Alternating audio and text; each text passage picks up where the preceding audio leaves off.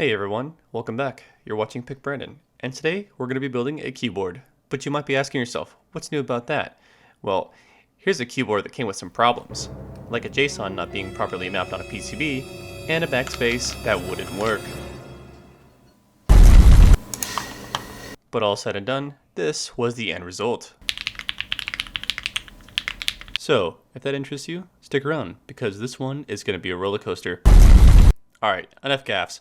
Like I said, welcome back, and if you're new here, consider subscribing, because we do keyboard stuff, and allegedly guitars and gaming, although I haven't done too much of that on the channel so far, but if that kind of content interests you, let me know in the comments below. Anyways, let's get on with today's build.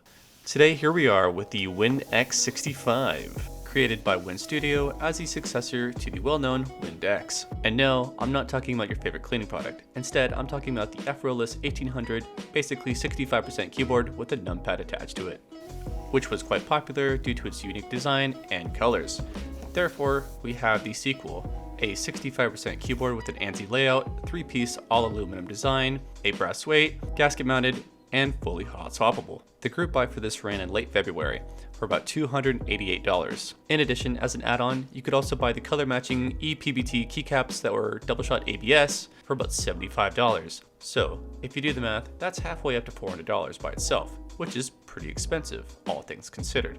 However, once I got to the checkout, I was hit with a whopping $70 shipping charge. Man, that hurt. I couldn't believe it. Honestly, I've never seen a shipping charge for a keyboard so high. I've seen $40, but not $70.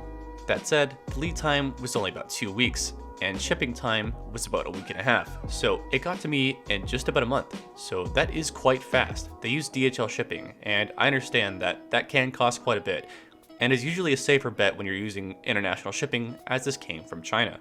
Well anyways, what do you get for that original $288? Well, if you've been watching while I've been rambling this entire time, you get a set of foam gaskets, adhesive feet, standoffs, which you don't need, but come with Allen keys to assemble, 2 other Allen keys to disassemble the entire board, a carbon fiber or palm plate, and in this case I apparently received 2 palm plates, which vary in thickness, a flex cut PCB, and this one is hot swappable, a JST connection for a daughter board that screws into the case, and a variety pack of foam, which also varies in thickness, and you could use in different configurations. And last but not least, the case, which the one we're going to be looking at today is in the orange variant, also known as vermilion orange, or in Chinese, zhuhong, a traditional Chinese lipstick color. And I gotta say, it looks amazing. The anodization on this keyboard is fantastic. The color really pops out, but it's not too distracting overall. Plus the top and bottom case that connect around the outside mostly conceal the color, and you can see a sliver going around the case. In addition, I really like that the inside brass weight has a cutout that pops to the bottom of the case. The last thing to note is that there's a laser engraving of the Windx65 on the back as well, and you have the triangular feet cutouts. Moving on, here we have the double shot ABS ePBT keycaps, and they do look really nice. Taking a closer look at the components, we have a LED isolator, screws, the foam gaskets, and the rubber feet, which we'll go ahead and put on now.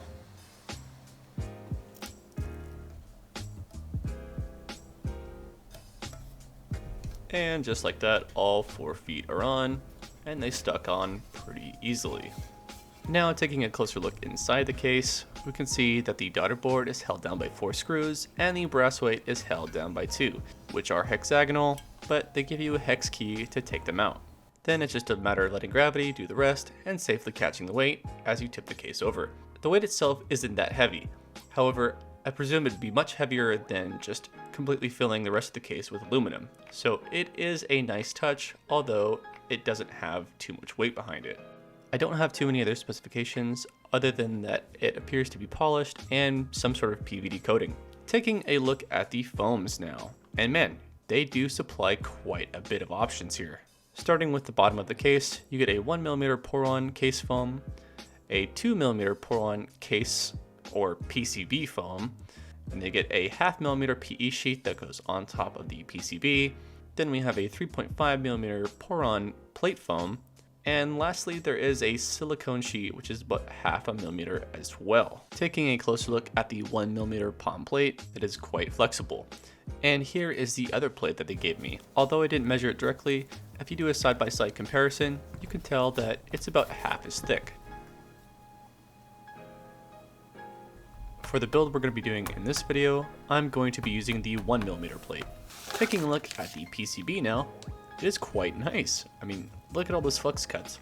In theory, this should be quite flexible. Other than the flex cuts, the PCB is pretty standard, other than having the gold Windx65 on it. We do have south-facing switches and some sort of hot swap socket, though I can't confirm exactly what kind it is. They could be Kale though. And just a note, there are no fancy RGB lights on this PCB. Moving on, to disassemble the case, you need to unscrew the 8 hex screws on the back that hold the top and bottom case together and gently slide it off. The mid portion of the entire case is definitely the heaviest. The top case has a Windows right blocker, separating the arrow keys, and the nav keys are also separated. And lastly, that little badge on the back was for the one LED to shine through. Up to this point, there was really nothing to complain about. Everything about the case was flawless, and I was really in love with the color. So, like all my builds, I went ahead and plugged in the PCB just to make sure that it would work, and did a key tester with VIA by using some tweezers to poke the hot swap sockets on the back. However, I was greeted with an issue. The key map wasn't registering on VIA, so I figured something was wrong with the JSON file, which I had heard about from other YouTubers reviewing this keyboard. But I didn't want to pay too much attention to that yet, so I left that alone and put on the gasket strips, which there were 8 to go on the middle portion of the case and 8 to go on the top. For the first build we'll be doing today, I'm going to be using the 1mm pour-on foam to go on the bottom of the case. Next up, we're going to be using the IXPE sheet that they supply. Although I don't know the difference between normal PE foam and this IXPE, they say it's supposed to sound a little different. We're also going to be using these Duroc V2 stabilizers, and I lubed them with Krytox 25G0 with the new method that I learned from the YouTuber Alex Otos, who is fantastic. Start by lubing the housing of the stabilizer like usual, then push the stem through and lube the walls of the stem. This process helps get a more even coat of lube, and of course I use dielectric grease on the wires. And lastly, we use our 3.5mm plate foam. And like that, we have our plate on, and it's time for the switches. Today, we're going to be using the Owlab tungsten switches, which have a nylon top and bottom, and a palm long pull stem, and a gold spring with an actuation force of 63 grams. I went ahead and lubed them with Krytox 25G0 and 105 GPL for the springs, and used Duroc switch films. I then tested out the stabilizers to make sure that they were functional, and they all sounded pretty decent. To install the switches, I first started with the 4 corners, and then did some of the middle ones, and then the stabilizers. Now that I had the switches in, it was time to do a VIA key tester. Except this is when I ran into the problem. The backspace was registering as tilde. If you've seen any reviews on this keyboard already, you're probably familiar with the fact that this PCB has some JSON issues, where the key map just simply won't load, or keys are mapped to other keys. Thankfully, the WinStudio Discord has a properly working JSON file that you can download. I was directed there by Andy Nguyen's keyboard server. Guys, I really appreciate it. I would not have gotten it done without you. Moving on, the rest of the assembly is pretty easy. You just plug in the JST cable into the back of the PCB, rest the PCB plate combo onto the gaskets, and then put the top case and lower case back on and screw them back together. And just like that, we're almost done. Just time to put on our keycaps. I was really surprised after assembling it all together. It actually has quite some heft. I don't have the exact weight, but it is pretty heavy. Last but not least, it's time to put on our keycaps, and I'll let you watch.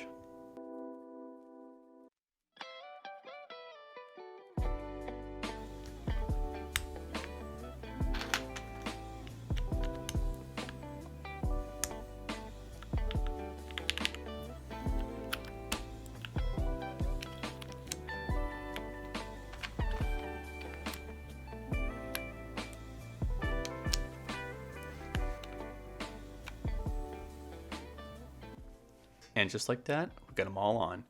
And man, it looks really good. I personally haven't had too many color combinations like this, so it's definitely by far the most unique. It's very vibrant with the orange accents, but not unpleasant to look at. It's definitely not a minimalist design, but it looks really good. I didn't show it off too much, but the bezel going around the case looks really nice with the orange, and there's some overhang with the lip on the back side of the case. It's just a nice detail, and overall gives it a very unique feeling. And here's how it sounds.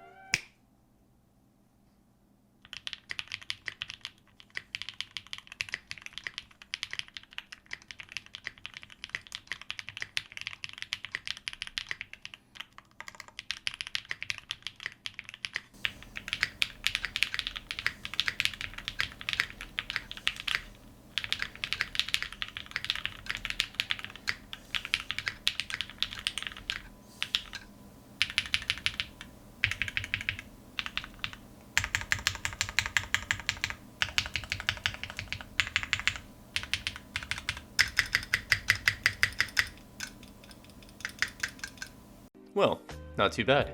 It's definitely on the higher pitch of the sound scale, probably what I would consider to be poppy, but it sounds pretty good. Now I did find there to be an issue with the spacebar. Not only was it rattling a little bit, but it appeared to be scratching at the inside of the top case.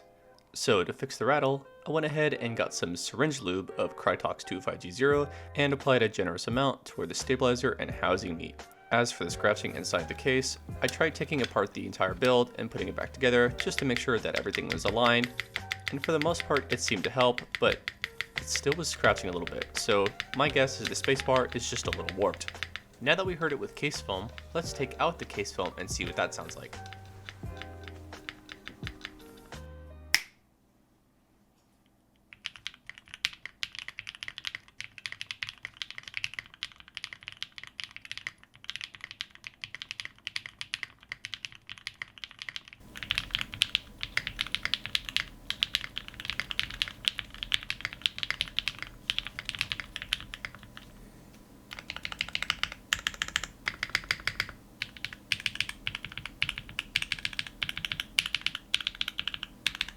And lastly, we're going to put in the 2mm case foam.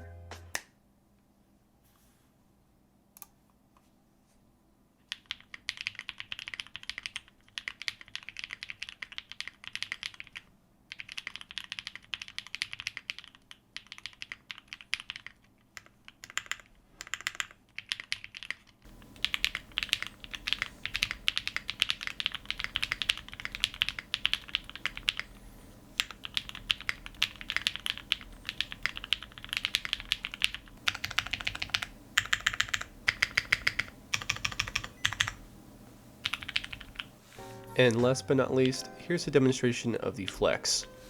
And you can see towards the top and bottom of the keyboard, there is some flex, but for a gasket mounted keyboard, this is probably one of the stiffer typing experiences, and that may be a result of the configuration with all the foam we have currently. So, what did you think? Is this keyboard really worth the price tag that it was set for? In terms of quality, I can definitely say yes. However, as far as features, no. There are many other options out there that are more affordable with the same exact features. What's up, guys? I just wanted to finish off the video with some quick thoughts about the Windx65. I didn't have quite as much B-roll as I wanted to, so I thought it'd be a good opportunity to just come on camera and share my thoughts a little bit more personally. So having used the keyboard for about 3 weeks now, it's been great. I can't say I don't like it, because I really do. I can firmly say that I really like this keyboard. I mean, look at that. I mean, it really is just amazing looking. It's probably my most unique looking keyboard I've had so far. So for that reason, it's definitely in the higher tier my keyboards I have. The main concern I've had from using it over the last few weeks is that some of these switches stopped working, and I wasn't quite sure what the reasoning was. If it was the PCB, because we already experienced that the PCB had some issues, so I was thinking, oh man, are some of the hot swap sockets just no longer responding? But I think it was actually just the Owlab tungsten switches. I might have just got a bad batch, and some of them just aren't working, because it's only a few of them. And I'm looking at them, taking them apart, and looking at the mechanisms, and the leaf is not bent. It's actuating all the way down, but something is just not clicking. Not actually clicking, because it's not a clicky switch, but Anyways, so yeah, it just wasn't working, and I was getting really frustrated using this. I almost thought I wasn't gonna want to keep it because I got it with such high expectations, but it just wasn't functioning properly. I've had to, unfortunately, take out some of the switches and replace them with some other ones I had on backup. So that seemed to have solved my problem, because I was testing other switches and the keys that weren't working, and it was mostly on the alphas, which if you're typing, that is extremely aggravating, because there's nothing like typing a full sentence and all of a sudden the O or the A stops responding, and then you have a sentence that has a bunch of missing letters and you're like, ah. Hopefully other people didn't come across issues like that, but there were certainly some of the issues that I had. But to wrap it up, I really do like the Windx65. It is definitely one of my favorite keyboards. Having looked at the value over the course of time of using it, I think that the price just doesn't match what you get here. There are many 65% form factor keyboards coming out under $200. You've probably seen them, such as the Zoom 65 and the QK65, which we'll be doing a video on both of those in the upcoming future. What you're getting here in the Windx65 is really no different than any particular gasket mounted board, 65% keyboard that is already currently on the market for a cheaper price. This costed me $300. It's crazy because the Windx, the original one with the numpad, that costed about $298, and this shipped for $288. So for $10 more, you get an additional portion of the keyboard that is no longer here, just for $10.